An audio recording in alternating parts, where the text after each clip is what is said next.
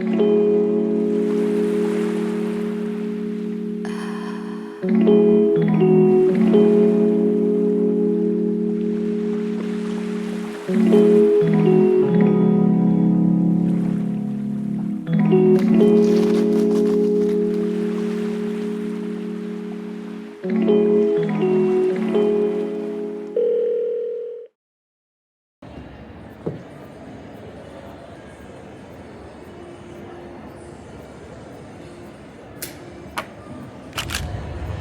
guys!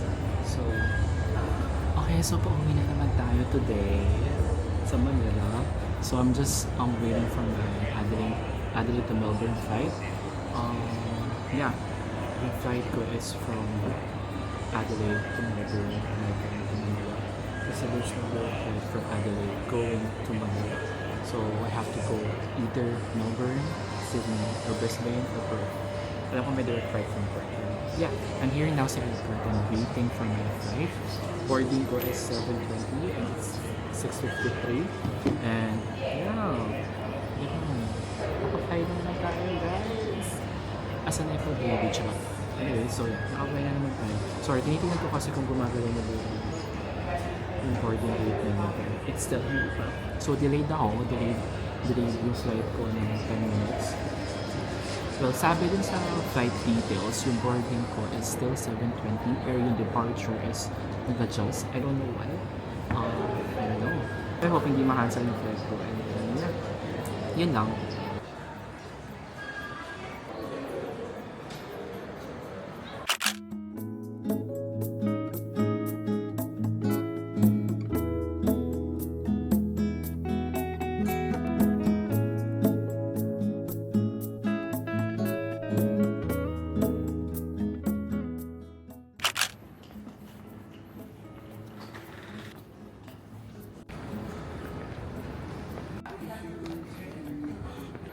Guys, kakatapos ko lang ng immigration. Okay? So, boarding is 11:25 and now it's 11:09. Guys can see it, pero yeah. Buti na hindi ako late guys. Kanina medyo kinakabahan ako, baka malate ako, pero I'm on time. On time pa rin. So, my flight is 12:25. I mean departure, pero boarding is 11:20. So, yeah. Laban. Napaka-init, grabe. Grabe, sobrang init. Saksakan nyo na lang ako dito, saksakan nyo na lang ako dito. Init, nasa Melbourne pa lang ako, nainitan na ako, ano pa sa Philippines. Pero laban, in first kay ate, di niya sinunak yung carry-on baggage ko. So, hindi niya alam, meron akong sekreto, di niya alam na 9 kilos to. Charot. So, one more flight, then Manila na. Yeah, nagugutom ako, hindi ko alam kung kakain ba ako or what, pero let's go. Oh, did I tell you guys? Kaya ako umuwi this time kasi it's my mom's birthday again. It's her 61st birthday, so kailangan ko umuwi. So, umuwi ako. Yun lang. Yun yung reason. And as a nepo baby, charot. So, yeah, sobrang init. Yan. I'll be in the Philippines for a week. Then after that, I'll go back again to Australia. Then I have a new job. Mag-start ako to the new job and then hindi ko na sure kailan ako makakabalik ulit ng Philippines, but piling ko matagal kasi kapagod. Pagod. Okay.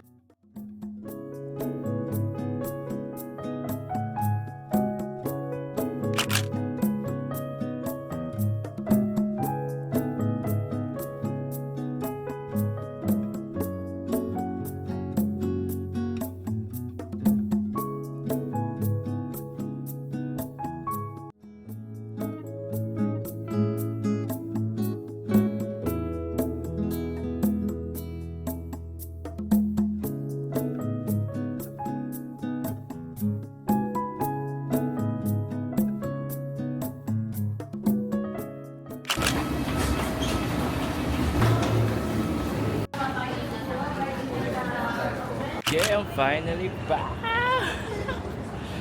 Guys, oh my god, cause of that.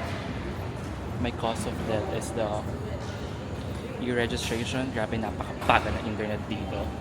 Well anyways, finally I'm done.